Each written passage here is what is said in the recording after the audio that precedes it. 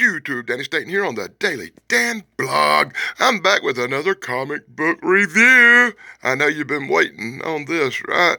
Hey, I'm going to check out Monster Hunters. Monster Hunters, number 2, from 1977. You couldn't get a better year than that. 1977 is one of my favorite years ever.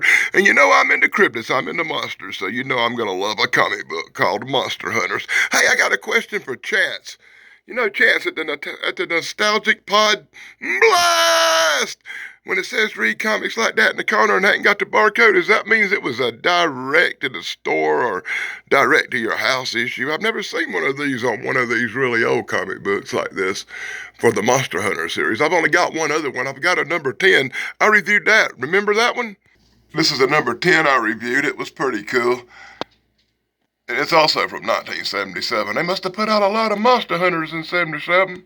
You know, I have to admit, I love the cover art on this Monster Hunters comic book. As a matter of fact, I remember the last Monster Hunters I done. I think I like the art in it a lot. I give it a quick scan through, a little read through to see what was going on, and I have to admit, one of the stories befuddled me.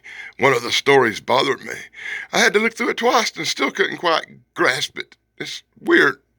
So I guess it's time to find out if Dave Sunstorm calls this crap the good stuff, and let me check out Monster Hunters number 2 from 1977. And right off the rip, I get the feeling that Corey's Comedy Channel could have made a good joke about this comic book, because you could order these really cool little kitty baby blocks, because that's what you wanted if you were reading this monster book. You wanted little blocks for your little 4-year-olds. Oh my God. So right off the rip, in the first story in this Monster Hunters comic book, we're going after the werewolf. We're going after the creature of the moors, the hound of the Bastardsvilles. We're going after Dog Duke. We're going to take him down. We're going to shoot him up as we hunt the moors with 2 great hunters. Let me talk about action in a comic book. 2 hunters set out to hunt down the baying hound. And on the very next page, right? The very next page, they find him. The next panel, they find him. The dogs attack him. The man shoots. The monster's down. Bullet holes. The girl's been rescued. I didn't even know the damn girl was kidnapped. What the heck is going on here? As the monster sinks slowly into the mud. There was no serious injuries. Is this not horrible? Yeah, Red, you shouldn't have went walking around in the moors at night, and maybe that big old thing wouldn't have got you, and we wouldn't have had to come rescue you. Yeah, it looked just like that. That's right. You know, when there's a local statue of a monster in the area, a scary statue of a monster with a warning on the bottom of it, you might not want to walk around at night, you stupid red-headed beep. So once again, I hear that people with red hair aren't accused of being real bright. No, I didn't say that. I don't know. It's just in the comic book that way. Let me point that out. Anyway, as they walk around investigating the creature, they could not find the body of the creature. They found that odd. Check it out. We found the statue in a shed. That makes the professor who was obviously a ripoff of the freaking Monopoly Man. Hey, remember the Monopoly Man had a monocle? I remember the Monopoly Man had a monocle too. Right there, this could be the residue of a Mandela effect, because whoever drew this remembered the Monopoly Man having a monocle too, even though I thought he had a cigar, not a pipe. Oh, I'm moving right along. As she stares at the statue, she notices something strange. Is that rust or dried blood on his teeth? Uh-oh, Saggy. And with that, we get the good stuff commercial. That's right. We get all the really cool TV posters you could have had in 1977. Like this one, Linda Carter, Wonder Woman right there, Farrah Fawcett, Starsky and Hutch. And of course, Rocky, because Rocky was popular in 1977, right? If I had to pick, I think I would go with the Linda Carter. Yep. So as young Becky Lynch stands in the Scottish moors looking at a statue of the creature that had attacked her and been shot down and sunk into the moors, she is riveted as it comes to life and begins to attack her. But of course, our heroes show up once more, because that's the way it goes in comics. She's going to get saved.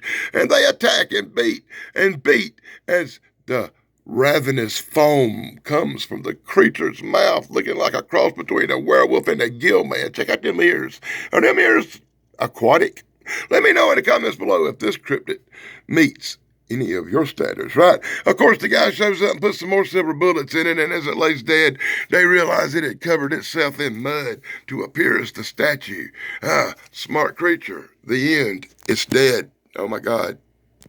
In a twist, I guess the Monopoly Man's going to host the whole show here as he tells the story about Electro Man and Vagina Girl. What? Electro Man? I thought it was Electro Woman? It's Electro Man. Maybe that is Electro Woman. I don't know. It's very confusing panel, is it not? It's just Electro Woman and Dinah Girl. So our story starts out in a classroom as Professor Bleezy tells the students about the incredible powers of electric eels as one of his students, young Harper, looks on at a newspaper clipping of a young lady supposedly killed by lightning.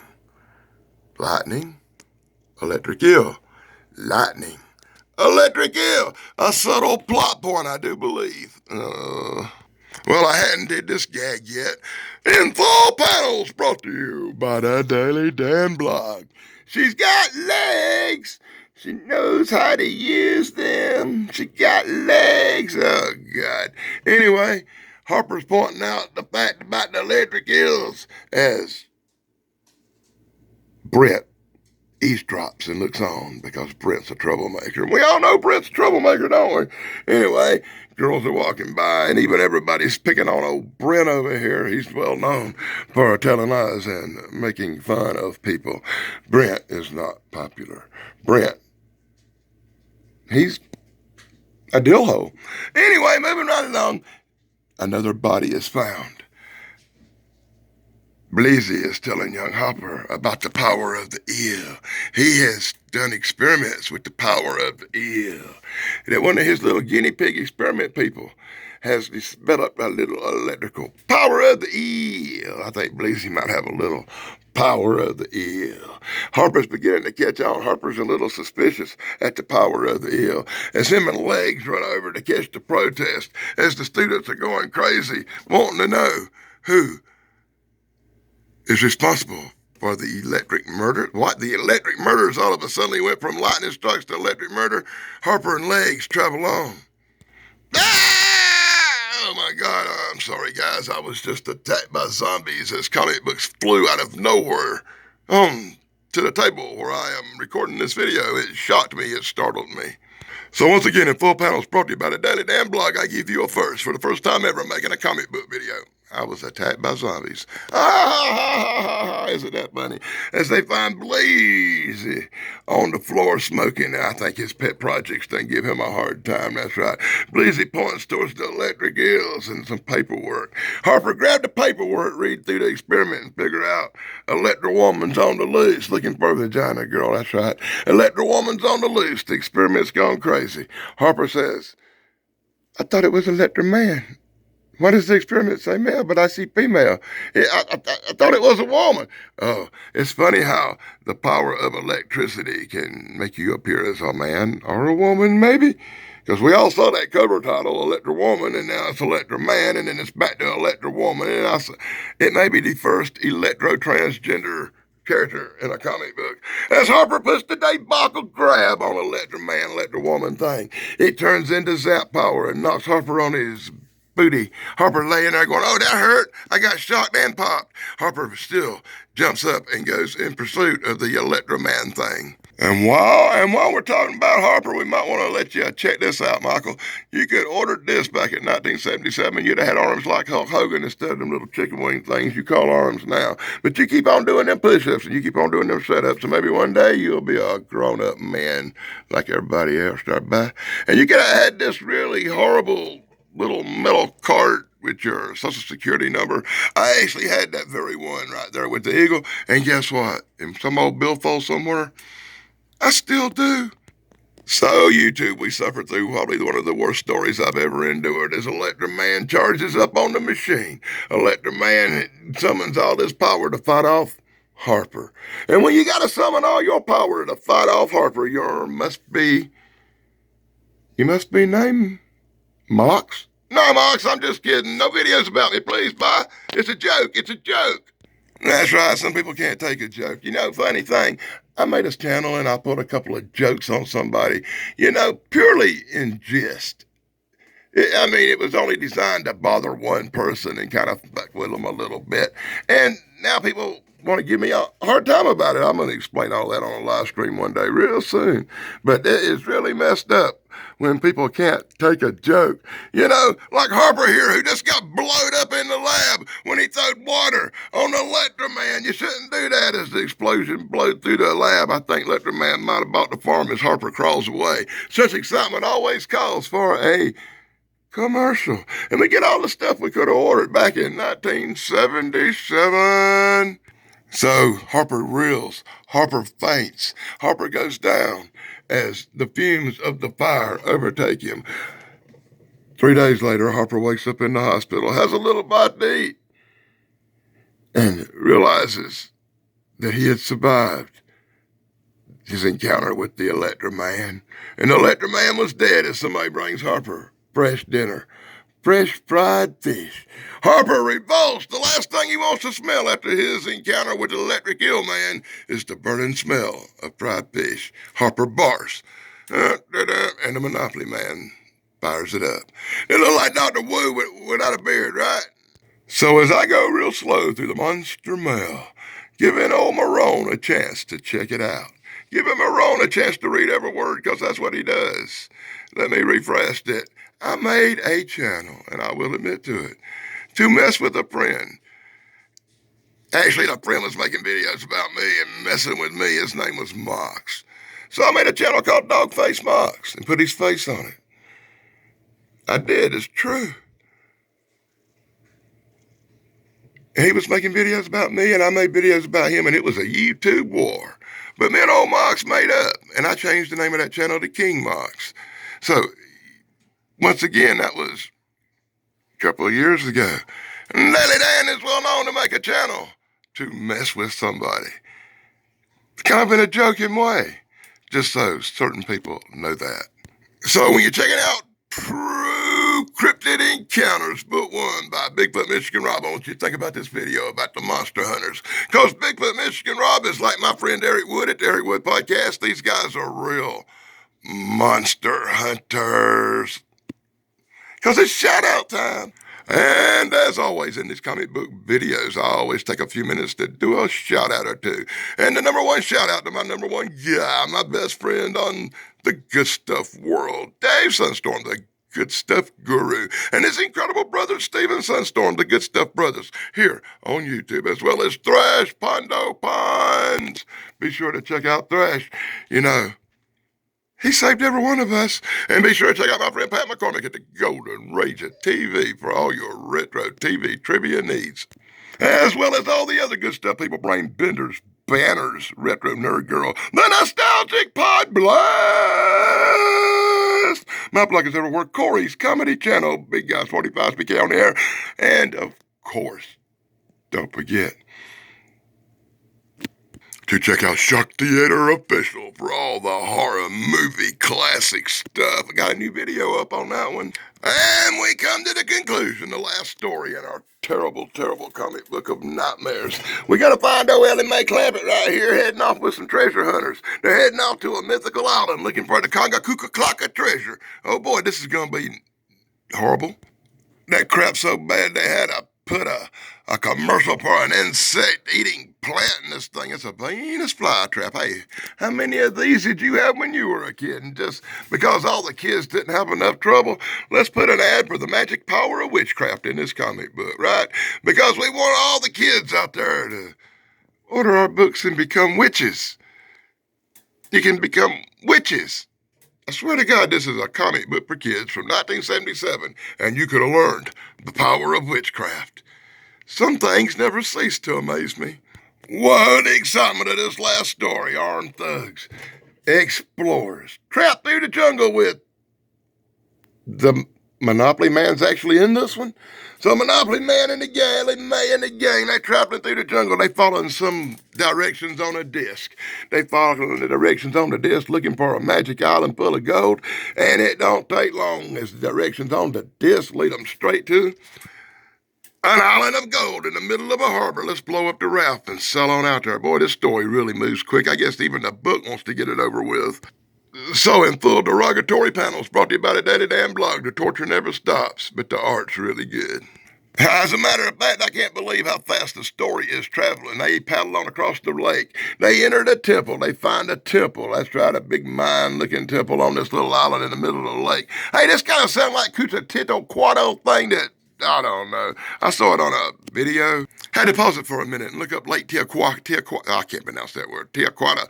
Down in South America, there's this little island, and it's in the middle of a lake, and it's where they used to worship. And, oh, God, I can't even pronounce that word. That just really bothers me. I wish I could pronounce Tiaquata. See, I have trouble with pronunciation sometimes. That's the Torres. Tiaquata. Lake Tiaquata. Oh, God. Ask that guy with the hair from Ancient Aliens. He'll figure it out for you, and he'll tell you how to pronounce that word right. We go into the tomb. We go down the hill. We find ancient Mayan idols watching. As we find, of course, a mountain of gold. Boy, this story just really flies and has no meaning whatsoever, right? And as they look through the piles of gold, enjoying the ancient plunder of ancient people, oh, good God, they're tomb raiders. So Ellie may look over and go, eee, you would not believe this. Tons, by the tons, thousands of skeletons. Skeletons everywhere with broken chests and tore out hearts. And, oh my God, it's a comic book for kids. What? The three look on in horror at all. The bodies that are as far as the eye can see. Crocodile. Ah,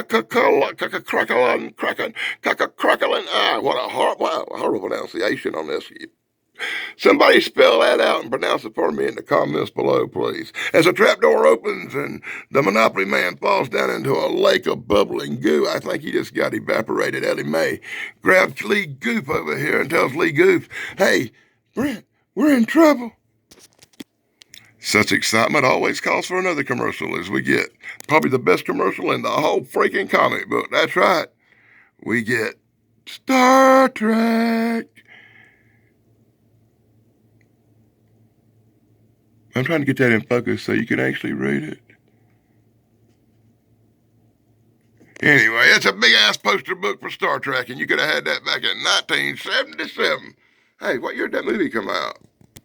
So as greedy-ass Brent and Ellie Mae ponder the fact that they could have the whole treasure for themselves now that Professor Dripwad, Mr. Monopoly Man, had fell to his death, they hear strange crackling. They hear the sounds that they could not explain, like an earthquake. Everything begins to shake all around them. And what a dismal nightmare of ending this is, as everything begins to sink all around them. The bodies and hearts flung forth, thumping the beats of 1,000 hearts. What? Thump, thump, thump, thump, thump, thump, thump, thump, thump. It's the sound of water filling all around them, the shaking like an earthquake, as the island plunges down like Atlantis, down into the depths of the lake, and all is lost, and everybody's dead, and everybody goes bye-bye in the end, as Brent and Ellie Mae sink to their dismal nightmares for their greed and treachery. Oh, I love a happy ending. And we get commercials for all the cool stuff you could have ordered back in 1977. You could have even ordered a nice little pistol. Yeah, you could have had the secret safe book. You know, that was made of cardboard and it was a real piece of crap. And I had that little spy camera too. And the film that you put on the side of that thing was bigger than the blame camera. And I bet Chance ordered that one over at the Nostalgic Podcast right there, buddy. I bet that's where he got his reel-to-reel movie thing. And speaking of Chance over at the Nostalgic Podcast, as you know, every Sunday around 3 o'clock Eastern, he goes on, 3 p.m. Eastern, he goes on a rant and goes through a box of comic books of random stuff that he acquired. And sometimes you can catch me on there with him, so be sure to check. I think I got one coming up in a couple of weeks where I'm going to be with old Chance talking about these kind of comic books. I'm sure that's going to be a blast, right? And you could have ordered this back in 1977. And we're going to finish off the back with pop-up books for little kids. Because we know the 6-year-olds are going to buy these here Monster Hunter comics and become little witches. Way to waste a back cover, Goose. And that's my look at Monster Hunters #2 from 1977, one of my favorite covers, one of my favorite titles. Not so much one of my favorite books. Be sure to check out the other Monster Hunters I done back a while back. I don't know, a while. It was better than this one. And until next time, this is Danny Staten on the Danny Dan blog. Be sure to like, subscribe, ring that stupid little bell. And until next time, fuck you, Britt Dill. Blog over.